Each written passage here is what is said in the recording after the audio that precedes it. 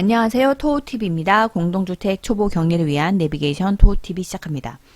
이번에 7번째 카테고리 주택 자금에 대해서 소득공제 부분을 말씀드릴게요. 시작하겠습니다. 주택자금, 주택에 관련된 돈을 썼을 때 그거에 대해서 소득공제를 해준다는데 크게 세 가지, 여기 오른쪽을 먼저 보시겠어요? 이쪽. 주택 임차 차입금 원리금 상한액 소득공제, 주택 마련저축 소득공제, 장기주택 저당 차입금 이자 상환액 소득공제.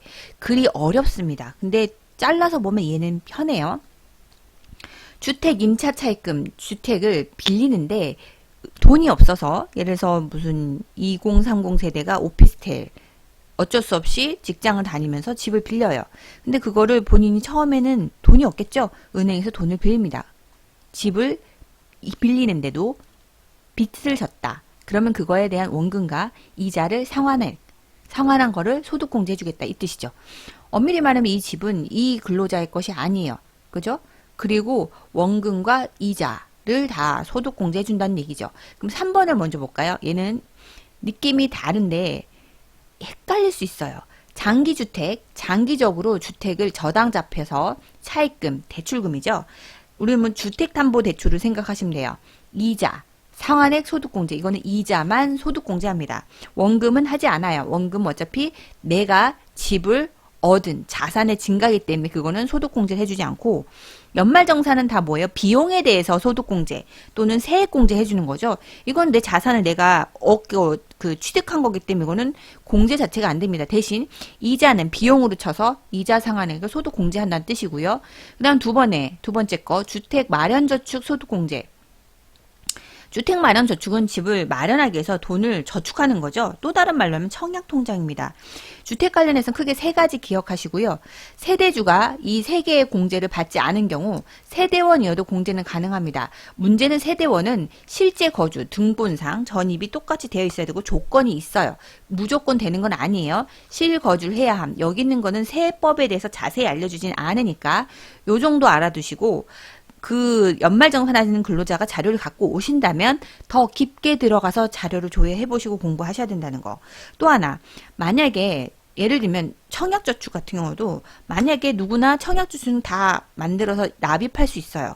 근데 그걸 연말정산에 적용했을 때 문제는 내가 청약저축하고 있지만 내 남편이 집이 있어요. 그럼 이거는 소득공제를 받을 수 없습니다. 납입하고 있어도 이거는 확인을 하셔야 되는 거니까 그때그때 잘 파악해서 여러분들이 적용이 되는지 안 되는지 이거를 기존에 하였던 경력자는 변경된 것을 보고 이해를 해서 빨리 처리하지만 초보자는 그거에 대한 배경 지식이 전혀 없기 때문에 이해가 매우 어렵습니다. 용어 자체도 낯설고.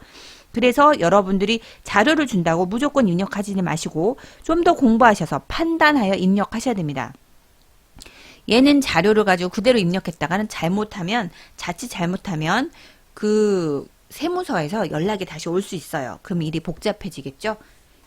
자세한 거는 여기서 말하기는 너무 시간상 부족할 뿐더러 그거는 제 멤버십 유료 강의에 좀 더 자세히 설명해놨지만 몇 가지만 먼저 포인트 짚자면 장기주택 저당 차입금 이자 상환액 소득공제 대상이 확대됐어요.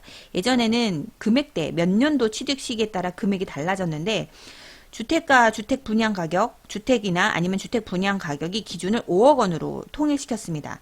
이게 되는지는 그때 취득 당시의 금액을 확인하고 적용될지 안 될지 여러분들께서 판단해서 입력하셔야 돼요. 또 하나 월세세 공제 적용도 있는데요. 여기서는 월세세액은 없어요. 그죠? 근데 월세세액 공제는 뒤에 따로 있긴 한데 세액공제 부분이니까 그것도 내용이 바뀌었어요. 그죠? 그 여러분들이 판단할 때 주택 임차 차입금도 오피스텔이 적용되는 것도 있고 장기주택 저당 차입금도 그거 국민주택 규모라고 사이즈가 정해져 있어요. 이런 것들 다 파악하셔서 하셔야겠죠. 자, 그러면 여기는 위에 있던 내용에 대해서 당구 표시를 설명한 거니까 그죠? 그거를 판단하셔서 넣으셔야 되고요. 그리고 장기집합 투자증권 저축도 있습니다. 이것도 해당하는 분이 있으면 이걸 코멘트를 더 보시고 하시면 되겠습니다. 일단은 이쪽 좌측 주택자금 여기면 임차 차입금 원리금 상환액 대출기관의 대한 그 기관이라고 하면 여기서 말하는 금융회사입니다. 금융회사에 얼마를 대출 받았는지 여기를 입력하시는 거고, 그 원리금 상한액 거주자라고 이거는 임차 차입금을 우리가 금융회사만 받지는 않잖아요. 그죠?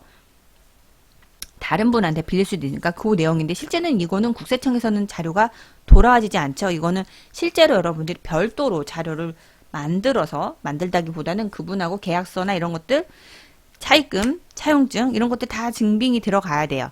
그러니까 요거는 좀 실질적으로 좀 어렵고, 대출 기관에 원리금 상한액 요거를 입력을 하죠. 이거는 국세청에서도 자료가 금융회사로부터 받기 때문에 이거는 조회가 됩니다. 그 다음에 장기주택 저당 차입금 이자 상한액. 장기주택은 집을 담보로 잡고 그 원금과 이자를 갚는데 그 중에 이자 상한액만, 여기서 보면은 2011년도, 2012년도, 2015년도 이렇게 돼 있잖아요. 이거는 굳이 지금 언급 안 해도 거기에 국세청 자료에 써 있어요. 근데 그 써 있는 것 중에 단 하나 없는 게 뭐냐면 몇 년 이상인지 이런 거는 그 본인만 알아요. 그거는 그 근로자분께 물어보셔야 된다. 그냥 내가 원해서 넣으시면 여기 보면 오른쪽에 600만 원 한도, 1000만 원 한도, 1500만 원 금액이 다 다르죠. 한도 금액, 소득공제잖아요. 소득공제를 빼주는 금액이 다르기 때문에 요거는 잘 파악하셔서 넣으셔야 됩니다. 본인이 모르잖아요. 경리는 자세하게 우리가 대출받는 걸 모르기 때문에 요거는 그 해당 근로자한테 직접 물어보셔서 한 번 더 확인하셔서 입력하셔야 됩니다. 주택마련저축, 이거는 청약저축이나 근로자 주택마련저축이나 주택청약종합저축, 주택마련저축 소득공제 걔는 합계고요.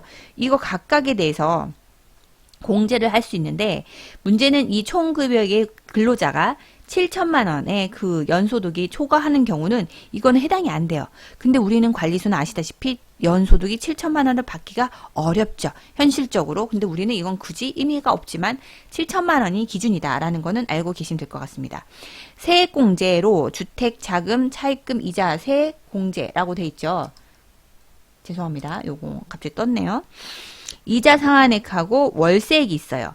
이 월세액 같은 경우는 여러분들이 이것도 마찬가지예요. 근로자 소득이 금액이 종합 그 무주택자 등 총 급여액이 7천만 원 이하.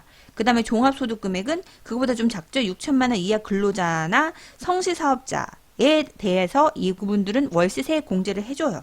그죠? 공제율은 예전엔 4천만 원에서 4,500만 원으로 좀 올랐습니다. 근데 어쨌든 간에 여기다가 이자 상한액하고 또는 월세액 지출을 여기다 넣으시면 돼요. 그죠? 그렇게 입력하시면 될 것 같습니다. 이것도 설명하느라고 어쨌든 내용은 사실은 이 부분은 설명할 건 많아요. 왜냐하면 조심해야 될 부분이 많은데 여기서는 그렇게까지 얘기할 거는 아니고 연말정산 개념 플로와 이 전체적인 왁구에 대해서 어떻게 하는지 알려드린 거기 때문에 좀 더 자세한 세법 정리하고 샘플 사례하고 그 결과 피드백 이런 거는 궁금하신 거는 멤버십을 따로 가입하셔서 보셔야 될 것 같습니다. 그러기만 오늘 여기까지 실력을 키우고 화이팅이고요. 좋아요, 구독, 공유, 알람 신청 부탁드립니다. 또 뵙겠습니다. 감사합니다.